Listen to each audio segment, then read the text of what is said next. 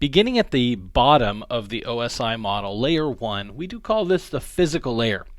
Now the physical layer is responsible for the definition of the electrical, mechanical, procedural, and functional specifications that are used to activate the link, to maintain the link, to deactivate the link when communication is finished. So the types of things that you're going to see here at the physical layer will be things like physical data rates and maximum transmission distances because of the type of transmission we're doing. So sort of laws of physics playing a part here.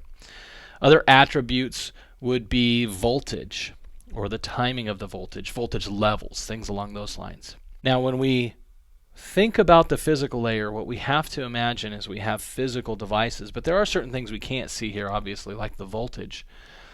But we might be dealing with physical media. That would be, for example, an Ethernet cable. That would be something tangible, something physical that resides at layer 1 of this OSI model. Okay, so that's what we see at layer 1. We see the physical media and all of the properties that surround it. Moving on to layer 2, we call this our data link layer. Now the data link layer is what defines how my data is going to be formatted for transmission. It also defines how we're going to access that physical layer. And so at the physical layer, we could have different types of media. For example, your media might be Ethernet, or it could be fiber optic cable.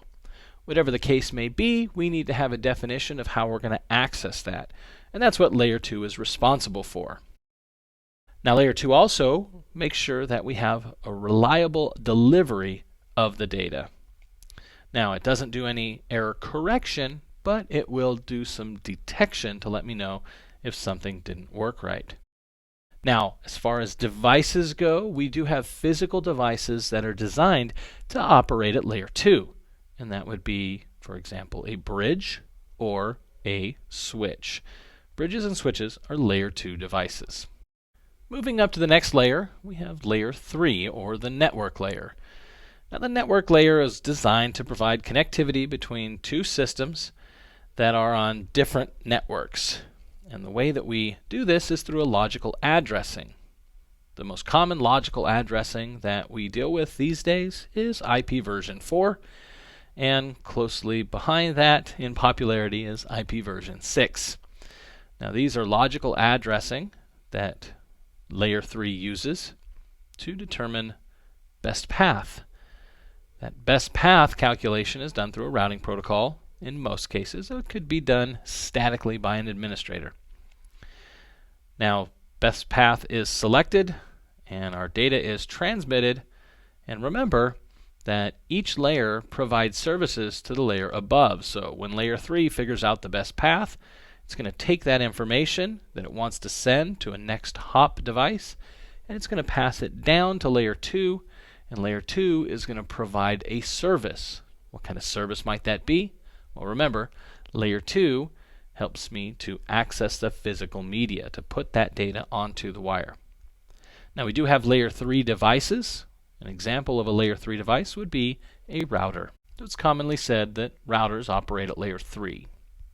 The next layer in the 7-layer OSI model is the transport layer, or layer 4.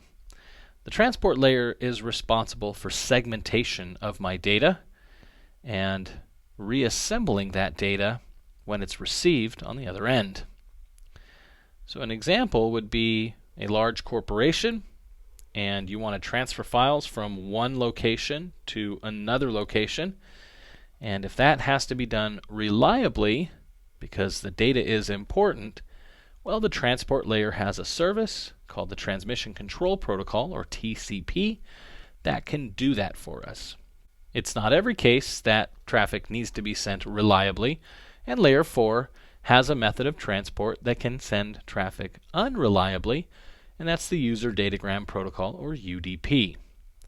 Now, just because it's said to be an unreliable protocol doesn't mean that it doesn't work. It just means that it is using the service without any acknowledgement of the receipt of data. Transport layer also provides error detection and recovery. it does flow control, and that's all used in our reliable connections. Layer 5 is the session layer, and the session layer establishes, manages, and terminates sessions between two hosts that want to communicate with one another. The session layer also does synchronization between the presentation layer of the two host devices.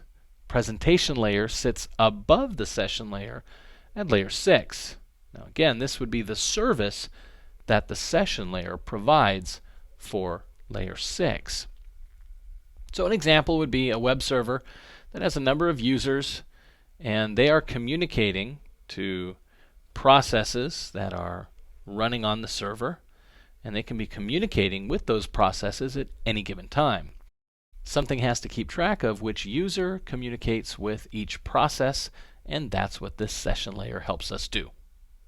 And moving up another layer to layer 6, the presentation layer. This is the layer that deals with how the information that is sent up at the application layer is going to be readable by the application layer at the other end. So it's all about how the data is presented for readability. So an example here would be some program that communicates with another computer. One is using EBCDIC, or EBCDIC, and the other is using ASCII text to represent the same characters.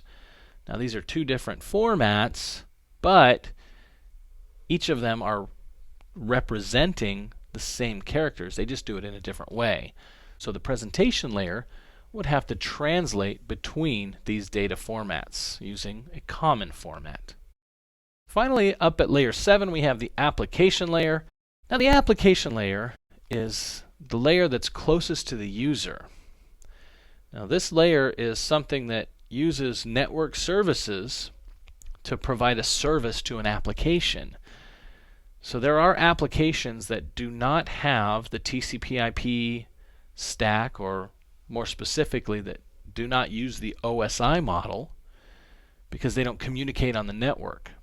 But if an application is going to communicate on the network, then it's going to have to use the application layer to start to pass its traffic through this 7-layer model and then down to the wire for data transfer. So in reality, the application layer is not providing service to another OSI layer, but rather it's providing service to an application that sits outside of this OSI model. Now the application is going to establish the availability of different communication partners, and it's going to synchronize the establishment agreement. It'll do some error recovery and control of my data integrity, but all in all, as a networking person, we generally don't work at the application layer or the presentation or even the session layer for that matter. As a security analyst, you do need to be a little more aware of what's happening at layer 7. And especially when we start to analyze data, we might see that certain attacks are injected at layer 7 and then making use of that OSI model.